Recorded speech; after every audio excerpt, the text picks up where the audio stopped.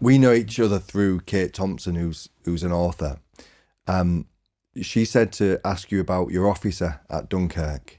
Well, I'm not quite sure what she implied there, but I think you saved the life of someone at Dunkirk. Is that right? You'd explained something to her before about one of your officers at Dunkirk. Is that right?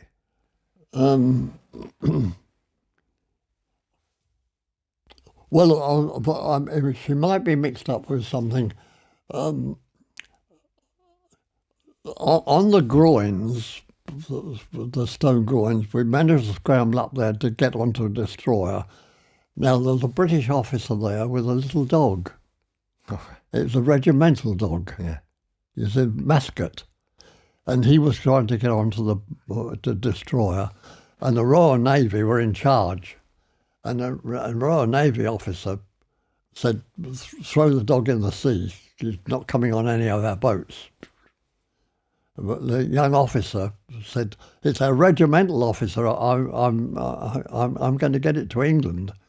And the Royal Naval officer, a petty officer, I think, he drew his revolver. He said, I'll shoot the dog, throw it into the sea. And there was an argument. In the end, the soldier officer threw the dog into the sea, and the naval fellow, he shot it. He said, it's not coming aboard, and it mustn't come to England. I suppose they were afraid of rabies or anything. Yeah, well, I don't know. Well, it must have been so. They just shot the dog, and the young officer said, I shall have to report you when I get back. The Navy fellow said, you just do that. Yeah.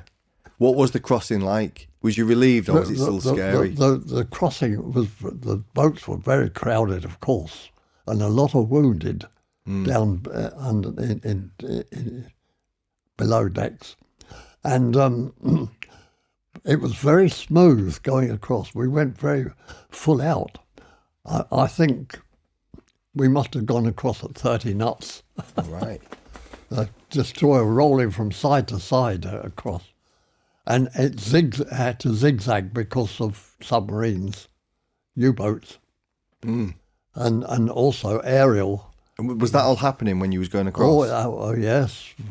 And we zigzagged across to Dover so that we could miss any bombing or U-boats with torpedoes. We were escorted, of course, with anything, the RAF. They got about bad. I think they got a bit of a bad name because there weren't many aeroplanes about, but they were inland, keeping the Luftwaffe out of our area. But we managed to get across to Dover. It was a relief. Was it? Did you feel?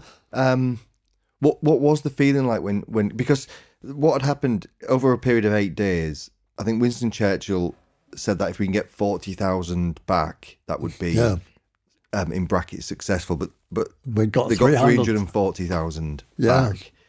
And it's been referred to as the miracle of Dunkirk, but also referred to as a colossal military disaster by Winston Churchill. And he didn't want that to be forgotten. What was the feeling like back in England, back in the UK? Well, within the troops and the civilian population. Well, the civilian population, of course, were pleased to see us. We were greeted because it was regarded as a miracle that so many had got back. I mean, so few of us thought we'd ever get back. But here we were back in England. And we had to find our regiments, what was left of some of them. And I had to go into hospital because I had been injured on the way on the beaches at Dunkirk, in the town. I got wedged between two vehicles, and it took the skin off my back. and it was all stuck to my clothing because we couldn't change any clothing. We had boots on for about a fortnight. Yeah. And when I got to England, the first night we went by train to Aldershot and under canvas, and the next day we went down to Devon, to Oakhampton, because Oakhampton is an artillery town, and a lot of artillerymen were being pointed in that direction to be sorted out to find your own regiment.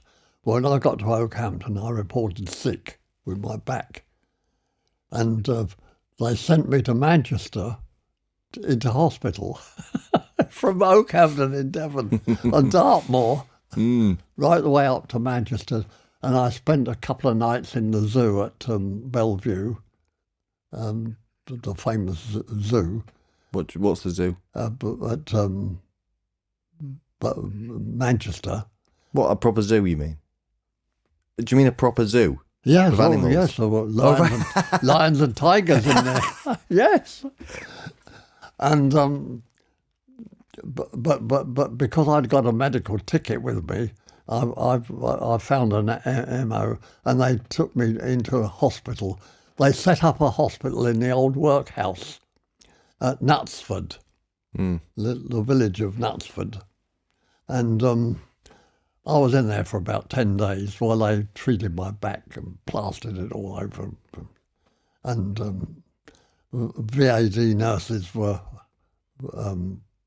doing all the dressings for us and everything. And when I was discharged, I came down to Tatton Park, which is not far from Manchester, and my regiment was under canvas there. And I was only there one night because we marched off the next day and got to trains. We went right down to the Bridport in Devon, Dorset, and we were put onto the beach at the Chesilbank between Bridport and Lyme Regis, and armed with American rifles and ammunition for the thought to be the invasion. We were put as infantry, all along the Chesilbank, and right along the south coast, of course, right from Brighton right the way through, right down to So Devon. all those 340,000 got put straight back to work, Yep, defending the coast. We were on duty down there. We just had rifles and bayonets, American issue, and we stayed like that until September, until the Battle of Britain was pretty well over. The RAF had sorted all that out with the Luftwaffe, and it was thought that there would be no invasion. So we went inland with our regiment. We went inland and we re-equipped. We got new uniforms. We got new 25-pounder field guns, brand new, and plenty of ammunition. And we got everything ready, and we went to Egypt. So while Dunkirk was happening, That was after Dunkirk. After Dunkirk, but there was the war in North Africa was about to start around the same time. Yes. Go on. Well, you went to Egypt. Well, the Battle of Britain had eased off, and the whole country was on the alert in case there was an invasion. But the Germans did not invade. So we went inland and re-equipped and got ourselves ready. And we went to Glasgow. We loaded up all our guns and ammunition, everything on ships, and we got on a troop ship and we sailed for Egypt. Mm. We went to Egypt. We went round the Cape of Good Hope because we couldn't go through the Mediterranean for the U-boat scare. The Royal Navy was very busy escorting convoys, so we went right round the Cape. We stopped at Cape Town for about 4 days, had a bit of leave in Cape Town while they revitalised the ship. They took on food and water, and then we sailed on the east side of Africa, up by Madagascar, and we went up through to the mouth of the bottom mouth of the Suez Canal, and anchored there, and unloaded, and went on lighters, barges, into Egypt. We got all our equipment off the boat, and more beside, and then we went to a big tented camp in Egypt, not far from Ismailia, not far from Cairo, really. And when we got ourselves right, we set off for the Western Desert, and we went into the desert campaign. What was the feeling like on the boat on the way around? What was the feeling like with the guys on the boat? Was a bit crowded. Was it? There were 4,000 of us on board. Yeah. Was the majority of them? Had they seen Dunkirk as well? Had they been at Dunkirk? A lot of them, yeah. Oh, yes, yes. We had a lot of RAF personnel on board with us, and they were going to join the Desert Air Force. And we went to the Western Desert. We went up to Mersa Matruh. But while we were there, getting ourselves sorted out, ready to go into action further up the desert, there was crisis in Iraq. There was a mutiny in Iraq, and my brigade out of the division, 151 Brigade, we were rushed off by road up to Iraq to sort out this big rising. The Royal Air Force had a base at a place called Habania, and there was a lake there, and they had one of those seaplanes on there. But it was a Royal Air Force bomber base. But they were cut off by rebels, and we had to go up there to sort the rebels out, which we did. And so the RAF were freed again, and we went back down to the desert. What did you do? What did you mean you sorted the rebels out? What did you do? Well, we went in there with vehicles and armed, and arrested them and drove them off. They fled into the desert. Was he fighting? Did you fight? No, there were no shots fired. If any shots were fired, there were just a few, but the rebels packed in. They were headed by a man called Rashid Ali, who was a Nazi Arab, and he fled. We couldn't. The idea was to try and capture him, but he fled to Berlin. So the Germans looked after him in Berlin, so we didn't have him. But we went straight back to the desert, and we went up. We bypassed Tobruk. We went through Hellfire Pass, and we didn't go into Tobruk Tobruk was already besieged. They had a 9 months siege there, and that was broken when we were on our way. But So you started in Egypt. You went up to Libya. Was you in Libya? yeah, up into Libya, yes. Yeah. So Tobruk was the port, one of the main ports. Yeah, it was. You went past Tobruk. Yes. That had We went- British Australian in. Is that Yeah, right? we went about 40 to 50 miles west of Tobruk, Right. at Gazala, and we dug in there, and we formed from the coast due south a line, and there was the South African First Division, the Polish Division, the Guards Brigade, our division, and another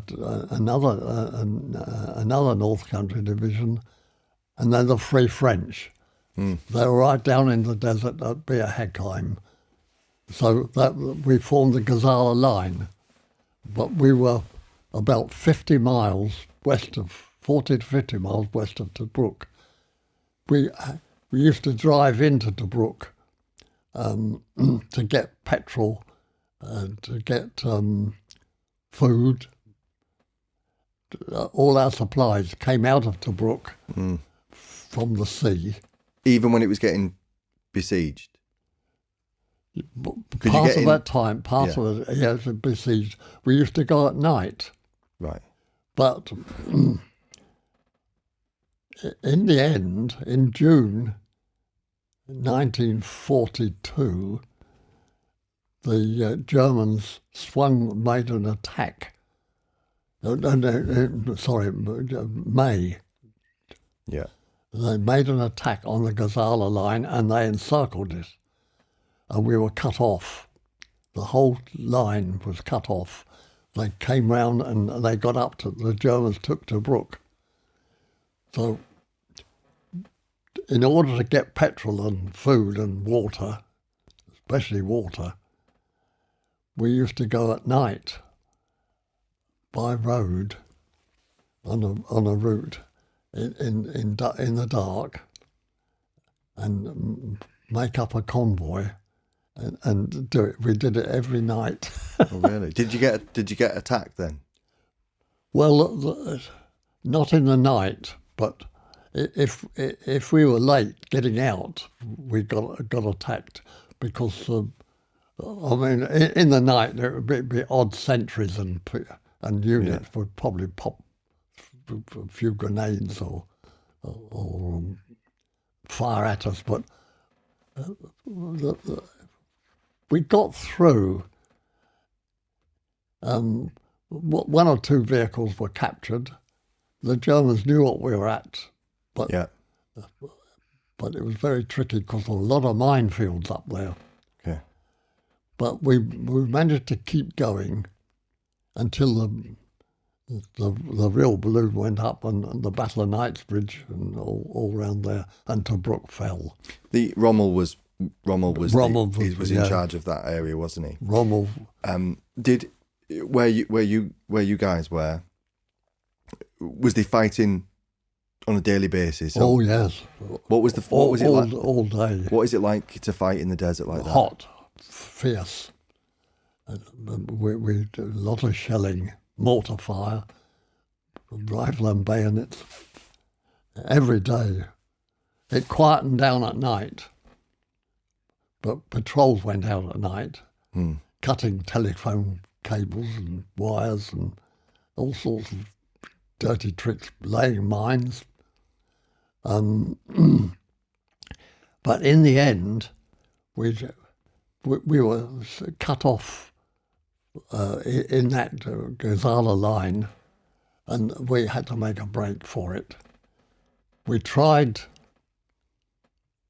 2 or 3 nights to break out and failed, but one night we just pushed out and we went towards Egypt, Merseymatruh, and we reached from near Merseymatruh, from the coast down south, there was a barbed wire fence, a very big one, and we got through that. And we were relatively safe in front of Alamein. Mm.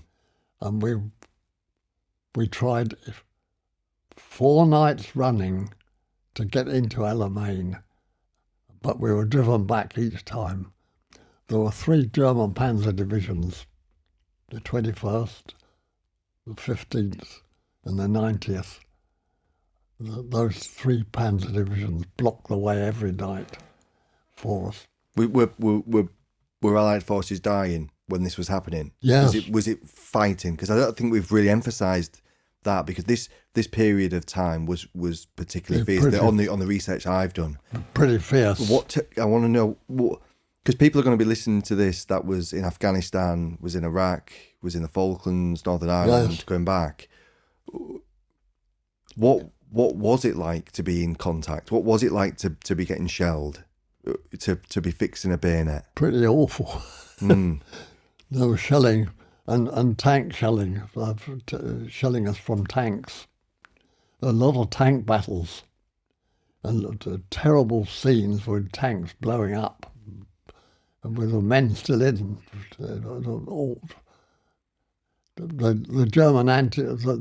Germans had brought into the desert an anti-aircraft gun, which they used as a land gun, as field artillery. It's an 88 millimeter, the 88, and it was pretty deadly. Very, very accurate, and it was used for knocking off British tanks and British vehicles. And you had all that going on in the daytime. The German gunners were pretty hot on knocking out tanks and blowing them up and setting fire to them with armour-piercing shells. But 88 millimeter. It's an anti-aircraft gun. Instead of being highly elevated for aircraft, it was brought down as a field gun. Yeah. It's very powerful. How many Allied troops are with you? Do you know at this point, just outside of El Alamein? That's right. Was that where you were? Yes, just outside Alamein. Alamein, yeah. So when you was there, how many Allied troops were trying to get into there? Well, there must have been about four divisions. A lot of Allied troops there, a lot. 20,000. What would the number be? Is it hundreds, or is it thousands, or is it tens of thousands? I was just working out. 100,000. Must have been about 100,000. Really? But we didn't have the tank.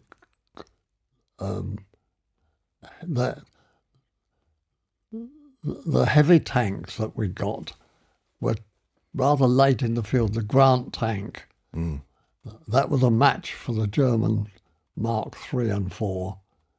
And then, of course, we came across the Tiger, the German Tiger. But the battle to get back to Alamein was pretty fierce. A lot of casualties. The friends of yours? And it was right in the hottest part of the year, June, July, coming up to August. It was very, very hot, and the battle was fierce. No doubt about that. Did you lose friends at this point? Did you lose friends and comrades at this point? Yes, directly. Yes, I lost some friends, and some were ill with battle fatigue, and the chances of getting them away were very bleak because we were surrounded. But we managed to get some away at night up round the Tobruk area. Although Tobruk had fallen, we managed to get some away. And I think some were got away by sea. Mm. But not in my area. We just had to take them on board on the lorries. What would battle fatigue be? What would someone who's suffering from battle fatigue? What is it?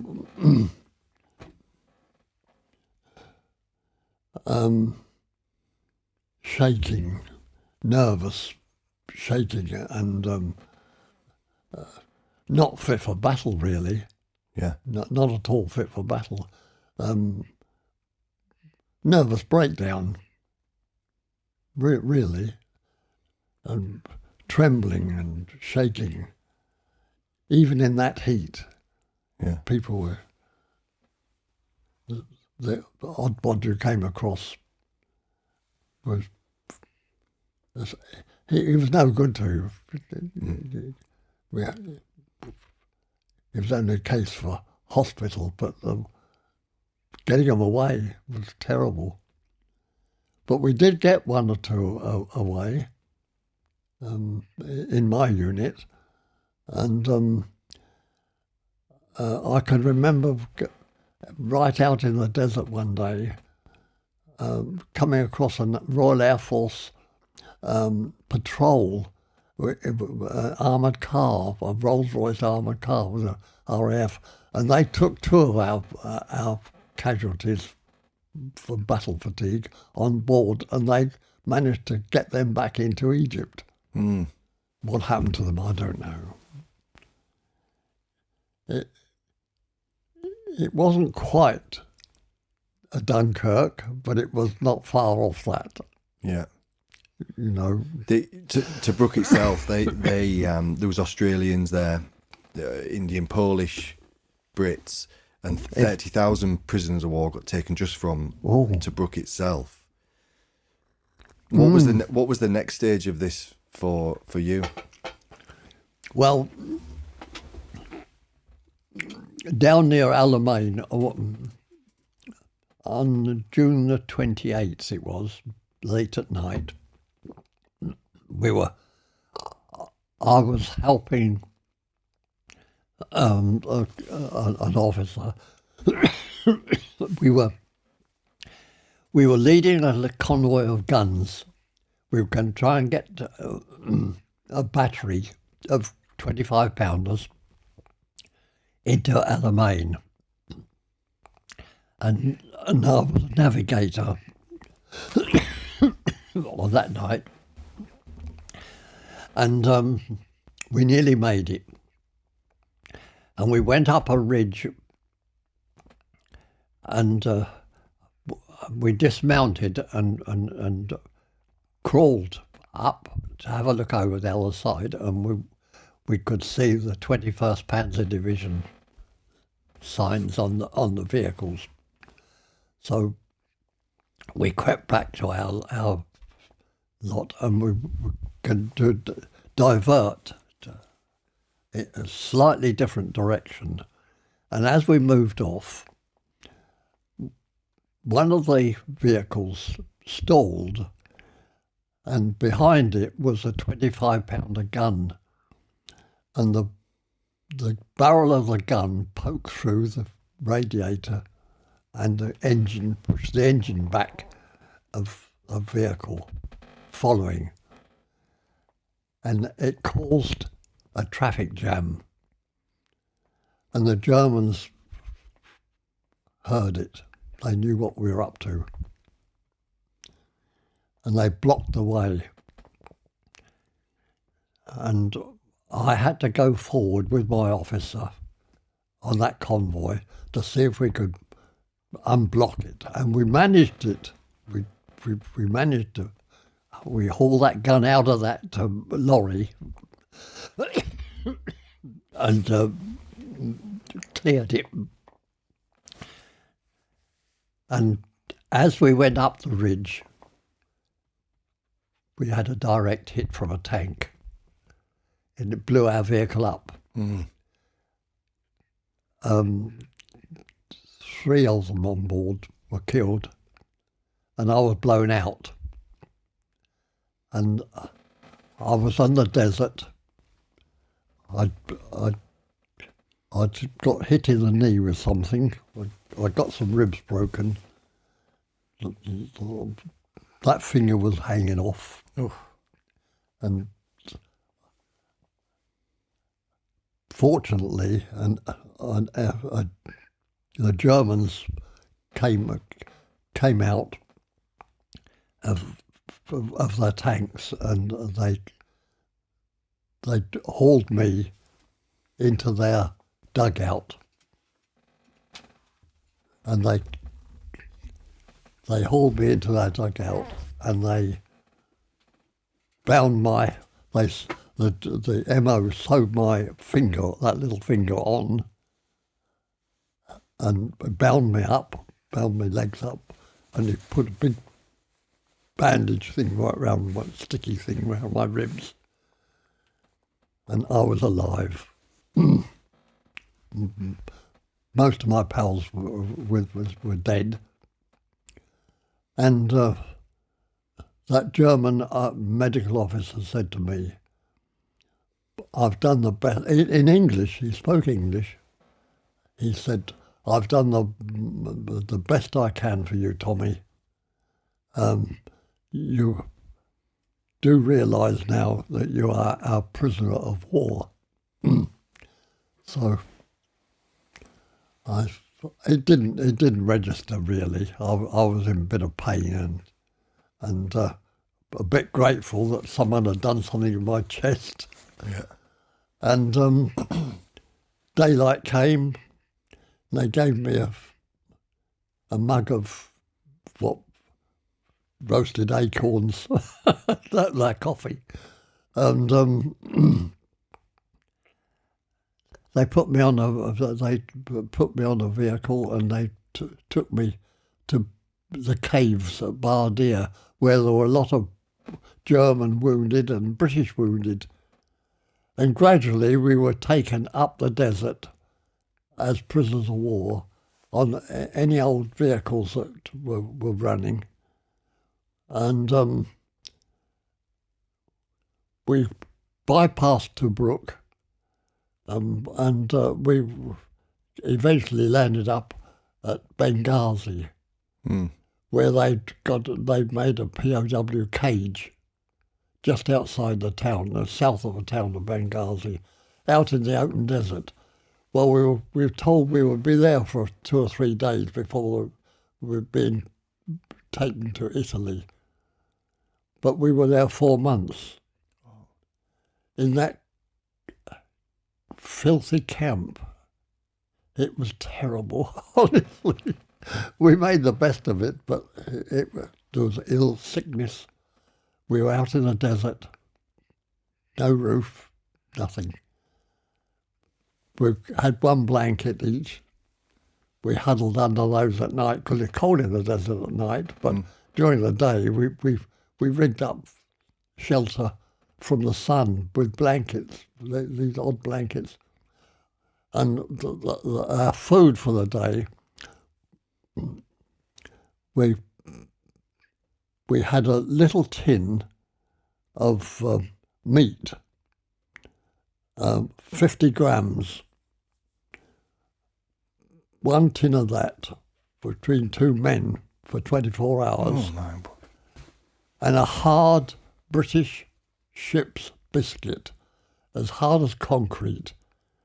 And what we did, we scraped it with a stone into an old tin and put water on it, mixed it up, and ate it like porridge. Yeah. It was a terrible ship's biscuit, and the ship's biscuit, and they were full of weevils. Yeah. So we had meat and veg. Some good protein in there. Yes. But we lived under those conditions for 4 months. There was diphtheria, malaria, scarlet fever, rheumatism, all sorts. Every illness you could think of. The diphtheria was the worst because it's so infectious. Can you describe the camp in like the actual in that camp? geography of it? Like how were people situated? Was you penned in, or was it just one big? Oh, we were penned in. It was one big camp, surrounded with a double walk of barbed wire and Italian guards. The Germans handed us over to the Italians there. Yeah. Now, in the camp, there was a big dip at one part, and every evening we met. We made our way before twilight to this dip and sat on the ground. And a British officer, padre, who was captured, was living in Benghazi itself under guard, and he was brought over every evening by the Italians, and we had a short service every evening with him, but we had no hymns. We sang songs.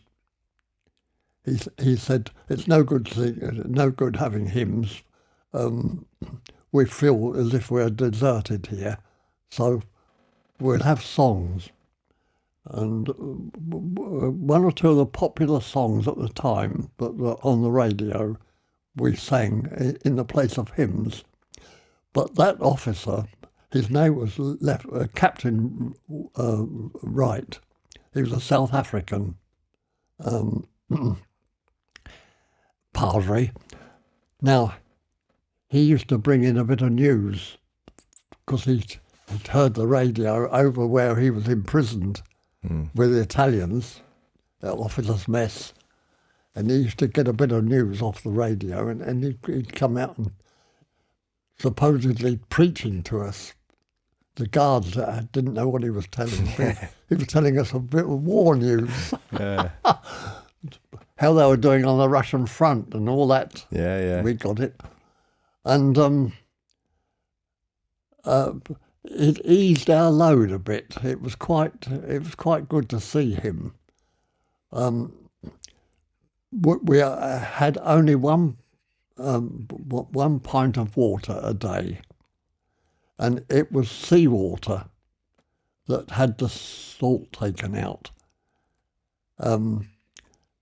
They had a depot in Benghazi, and the seawater was distilled. And I don't know whether you ever tasted anything like that, but it's very sweet when they take the salt out of the seawater. And it was for the Italian army as well, and the German army. There were a lot of Germans there. And we had all this desalinated water. Yeah. But 1 pint a day, that's all. And it was in the middle of the summer that year. Ooh. Temperature about 110, 115. However, after about 4 months there, Montgomery was coming up with his army from Alamein, and we could hear at night, artillery fire in the distance, like thunder. And we thought, any day now, the British Army will be here. But the Germans gave orders to the Italians to move us. And we were taken to Tripoli, up the coast, a pretty harrowing ride. Was you in vehicles or was you marched? We went in lorries and trailers, 50 on the lorry, 50 on the trailer. And we went up to Tripoli and stayed at various spots along the way. On the first week in December, mind you, we were captured in June. We were still in our desert short trousers and open neck shirts. Yeah. We were put on a boat across the Medi to Naples. And when we got to Naples, it was in December, in the middle of winter, pouring with rain. And we were soaked to the skin in our desert outfit. Would you say you were starving?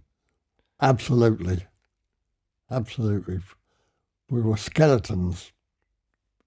We went down to, well, one or two of my pals were weighed, and they were fairly well-built people. And I reckon I was the same size as them, but they were weighed because they had possibly diphtheria coming on. And they were under 6 stone. Oh.